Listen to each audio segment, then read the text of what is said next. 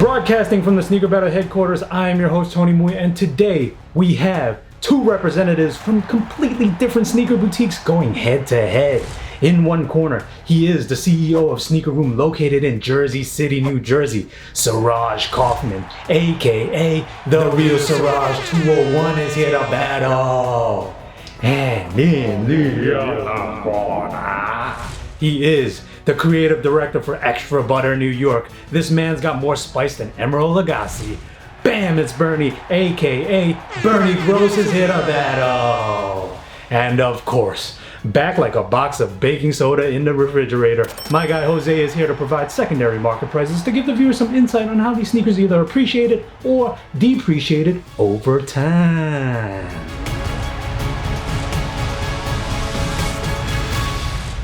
Bernie, for the viewers who have never visited New York City before, what can you tell us about Extra Butter? Extra Butter is a boutique that has been rooted in OG streetwear with the particular perspective of our love of cinema. Suraj, you're not new to the complex viewers. I think today's battle should be about a sneaker history lesson for the young viewers out there. Would you agree? 100%. No hype. Let's go on OG and nostalgic value. So gentlemen, this is a 5-round bout. Each round will tackle a different category. Both battlers will show off their shoes at the same time from the count of 3. And with that said, let us begin. Round 1, show off your best sneaker to wear to a Knicks or Nets game. In 3, 2, 1, show. Oh, okay. Told you we going with nostalgic value. We're not going with hype. So Bo Jackson's Knicks colorway, orange and blue. Always a stunt shoe, always a summer killer. Can be retroed 100 times and always sells out. I busted out the Cause 4s. I figured, bring out something from the basketball perspective, and then, Cause being one of those street artists that I grew up absolutely loving that got me into streetwear. So this is kind of a culmination of, sports meets, street and art. What games do you prefer going to, a Knicks game or a Nets game? Oh, absolutely, a Knicks game. Okay. I'm with Bernie, man. The Brooklyn Nets games are good, but the nostalgic value is all the MSG, baby. MSG, baby. That's it. Well, since you brought something that was Knicks inspired and OG, I figured I had to also do 2003 Dunk Pro. This isn't Pro B, this isn't Dunk SB. This is one of the originals. And like Suraj, you gotta rep New York colorways. I'm a huge Mets fan, so anything blue and orange, always gotta rock. No, there's just the Nike Air Force One Nike Fly Leather. But I don't know if you could tell, this isn't your normal white on white.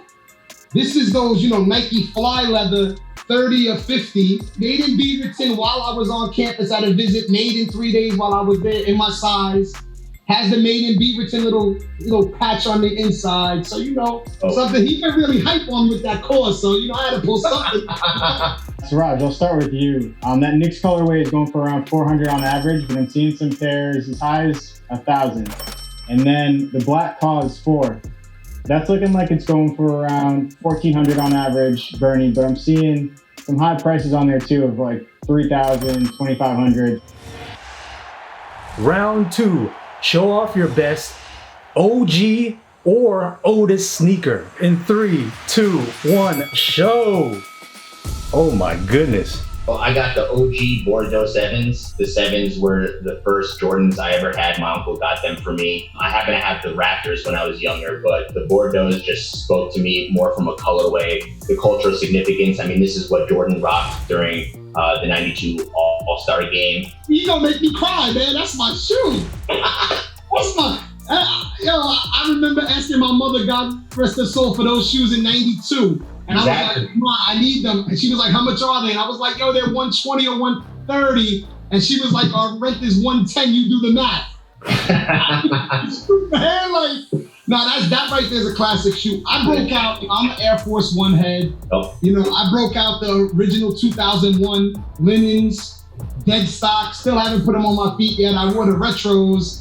You gotta have that nice small box that squishes the sneakers to go with it. Like I said, I pulled out the linen because it's one of my favorite colorways. I think when they did these with the linen color with the pink was just impeccable. The leather, everything about it. But like I said, man, he messed me up with that one. I'm a little, I still like my linens, but he got me on that one.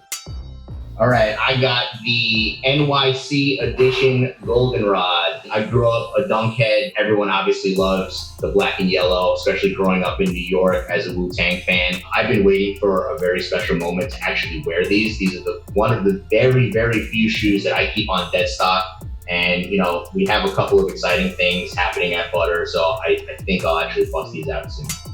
I went with, OG vintage. I pulled out the 97 Air Persuade. Oh. Listen, back, you throw back 23 years ago, Neon wasn't hitting. Yep. Now Neon, if this was to come out right now, this would be, oh my God, I need that shoe. So I went in the vault, pulled some joints out from 97. I like all the nostalgic value of the shoes. Yeah. But my man pulled those out and he got his 92 Bordeaux's. Mine were falling apart, so I encased them in a 75-pound acrylic. Oh boy. My OG 82, they're falling off Bordeaux's original, so they can't fall off. And if you see me straining, that's because this thing is heavy as hell. Oh, you are bugging. I watched the computer shake when I dropped this on the desk. It was so damn heavy.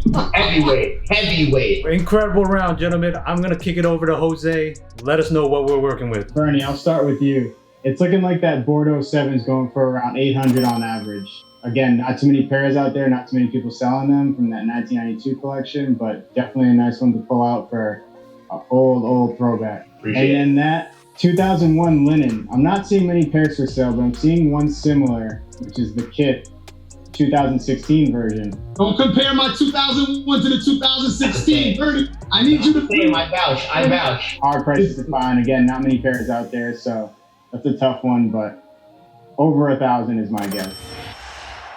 Round 3, show off your most hype sneaker released at your store. In 3, 2, 1, show. Oh! Kyrie 3, Sneaker Room edition, Moms. Gold Bros on the side, only 50 pairs in the world, exclusive only to Sneaker Room, designed by myself and my team at Sneaker Room. Says my mom's initials on the inside, says Kyrie's mom's initials on the inside, and I mean, I got nothing else to say, man. This is a Sneaker Room shoe. This isn't nobody else's shoe, so it's our store shoe, and it was released at our store. And the best thing about it is myself, nor Kyrie, nor the store made any money on the shoe. 100% of the proceeds was donated to charity. So I got both Staple Pigeon Dunk SBs. When Jeff worked with Nike to bring back the Pigeon story on the SBs, he was kind enough to give us basically the exclusive global lead launch. It started with the Black Pigeon. We basically created a pop-up that emulated his original Reed space. I grew up, in the New York City, lower Manhattan streetwear scene, and obviously Reed Space was one of those spots that were always part of my circuit. So, this is really special for me. This happens to be the special pair with the lasering on it. Nice. And when we brought back the Panda Pigeon, this came with a special edition bamboo box, super limited. This happens to be the special version with the Panda icon lasered on the inner heel. So. Super hyped. I mean, everyone obviously loves the Pigeon story. It's an icon in streetwear, so very honored to be a part of that. Let's go with the 1 of 50 pink Air Trainer Cruises, Sneaker Room only again. 100% of the proceeds donated to charity. I got the Extra Butter Asics Cottonmouth from the DLC pack. Quentin Tarantino being a huge influence on me growing up. I think us telling that movie story, I can't say it, but a certain movie franchise that was super special to me growing up. This happened to be inspired by one of the villains. This was one of my earlier collabs, and I was a bit of a pain in the ass trying to get certain details on a shoe, but I felt it was just important telling those stories between the gradient, the speckle, the brain stitching on the inner collar. But I mean, we went off on the storytelling, and I think that was one of those moments that I think helped put EB on the map. I had to bring out the Bo Jackson breast cancer joints, but the old Bo knows. Instead, we're gonna put SR Cares. 1 of 63. This is number 1, of course. Only released at Sneaker Room, and we did the pony hair because you lose your hair when you're going through chemo. Yep. That was a storytelling, but hold on, I gotta keep going because he went in. Kyrie 5s. Only released that Sneaker Room's Complex Con pop-up. 525 pairs in the world because my mother passed away on 5/25. Again, all the proceeds donated to charity, but he went in on that whole These are lasered, these are that. So I gotta come correct with the friends and family version of the React elements. This one says friend, the other one says family, only 20 in the world. Swarovski crystals on them, you know what I mean? You know, I love owning my own boutique. It's stressful every day, you know, but you know, listen, man, like the storyteller is what's good about these shoes. Every shoe that we got tells a story. Jose, close out this round for us. So that Kyrie 3, the PE, that's looking like it's going for around 2,000 on average. Definitely a special sneaker. Kyrie's one of my favorite ball players. He's been on one of my favorite teams before, and he left. But, you know, like I got a lot of love for Kyrie. And then I'm going to go with that Panda Pigeon Dunk, the special box that you pulled out, Bernie. That one's looking like it's going for around 1,300 on average, but I'm seeing some high asks for those going as high as 5,000, 6,000 for those. Round 4, show off your best sneaker packaging. In 3, 2, 1, show. Sheesh. I don't even have 98% of my boxes because I have all clear boxes and I threw them all away. But the Puss Head 2005 joints, you know, like still dead stock, still got the tags, but having the art on the shoe and then the art down to the actual box when, you know, back in the day they were doing silver boxes, pink boxes. Like this was just like, oh man, hold up. Like, wait a minute. Like this was like that. You leave it in your room on a counter and you get scared when you wake up. I see you got the same box. That's not what you pulled out first. I see you, Bernie, but I like it. Get on that call. Yes, this was my honorable mention, but I agree with you.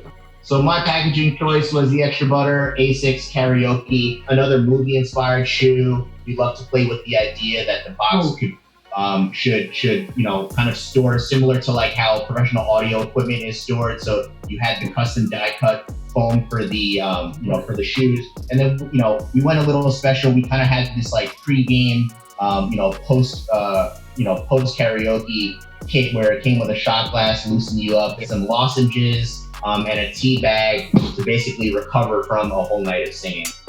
This is the plexiglass, like 5 years ago, Air Max experience that they did in New York City. Lasered, it came with the Air Max 190s that were lasered on the toe box. I'll start with you, Bernie. That A6 Gel Light Karaoke is looking like it's going for around $350 on average with the special packaging. Not everybody holds on to their boxes, but again, these are the types that people wouldn't throw out if they had it. It's definitely something that goes a long way, and from a consumer standpoint, you know, we appreciate it. And then that Dunk Low, the Puss Head, Suraj. That one's all over the place. It's looking like 900 on the average, but I'm seeing some high prices at 2,200 for those. All right, gentlemen, let's move on to the final round. This is round 5. It's called Battler's Choice. Whatever heat you want to use against your opponent, now is the time to do so. In 3, 2, 1, show.